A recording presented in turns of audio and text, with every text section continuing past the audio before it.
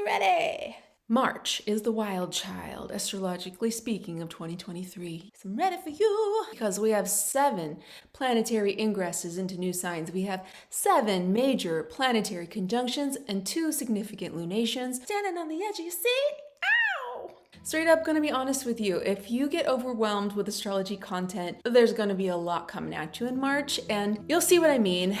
And it's okay to take it with a grain of salt because humans can only take in so much information before it becomes overwhelming. And that being said, I'm about to possibly overwhelm you with information because I'm going to share with you the astrology of March 2023. But at least you've been warned. We have Mercury opening up the month on March 2nd. With its ingress into Pisces, and this happens every single year. Mercury goes into Pisces. When it does, in astrologies, it's doubly debilitated because it's in its fall and it's also in exile. When it's in Pisces, it's harder for Mercury to be purely Mercury. But shocking news, I have a different perspective on Mercury in Pisces, and I think it's actually quite wonderful. I have a more in-depth video for you that I'm working on for Mercury in Pisces. Check that out for some different perspective, cutting edge stuff, Incidentally, there's also the final Mercury-Saturn conjunction, the last one that we'll get in Aquarius for 29 years, and that takes place just before Mercury pops over into the Pisces portion of the zodiac. Mercury-Saturn is another one of my favorite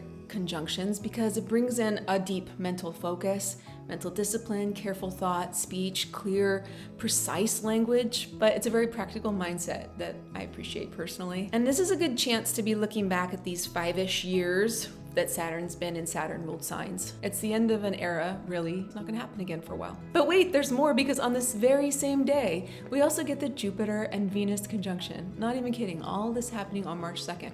What's so cool about this one is it's very visible. The Mercury-Saturn conjunction is not going to be visible because it's very close to the sun, but the Jupiter and Venus conjunction is visible. You can go out and see these 2 beautiful planets in the western sky after the sun has set. They do look like 2 jewels. They're both so big and bright and gorgeous. It's something you really should go out and see if you have the chance.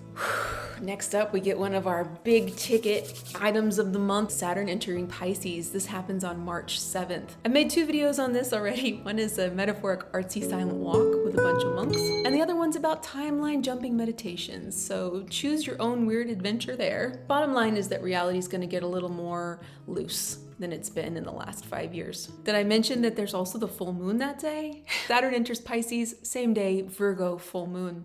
And guess who's getting in on it? My pal Uranus. Uranus is providing a trine from Taurus, which is nice because last month the full moon was getting a square from Uranus and brought some friction into a lot of our lives in the month of February of 2023. I'm hoping this trine energy coming to the new moon will be more supportive from the rebel yell of Uranus, a little more cinnamon and less cayenne.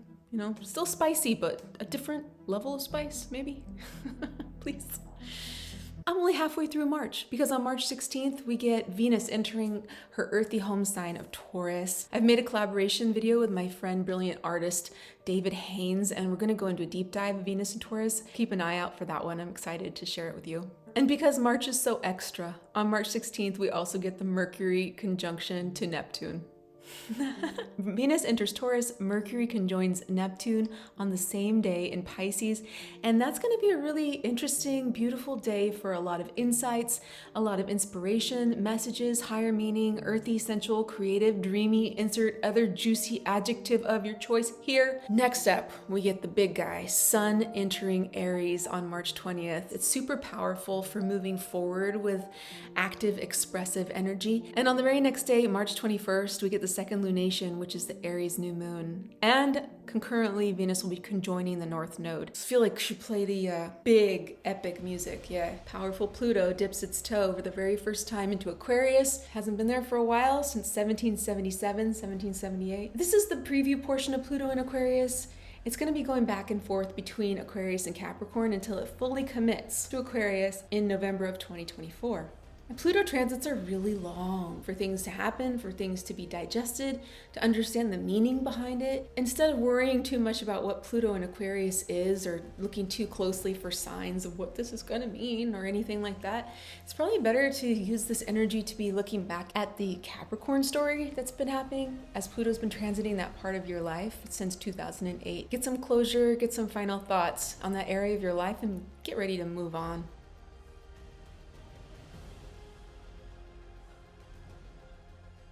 That brings us to our 7th planetary ingress. Mars enters Cancer on March 25th, 2023. And guess what? That's where Mars is in its fall.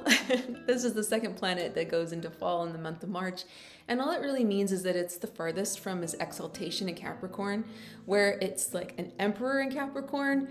It's on the other end of whatever's not an emperor. The other side of that. It's the anti-emperor. Mars just doesn't have a lot of its natural power in Cancer, but it's a little more cooled off. And Mars in Cancer is kind of muted. It's more of a mama bear type energy, but watch out for a pissed off mama bear, right? It can lash out unexpectedly.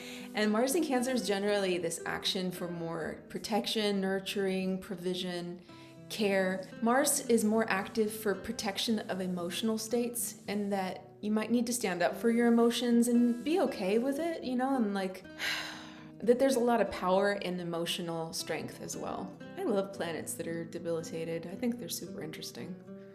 Shocking, right? We're in the home stretch.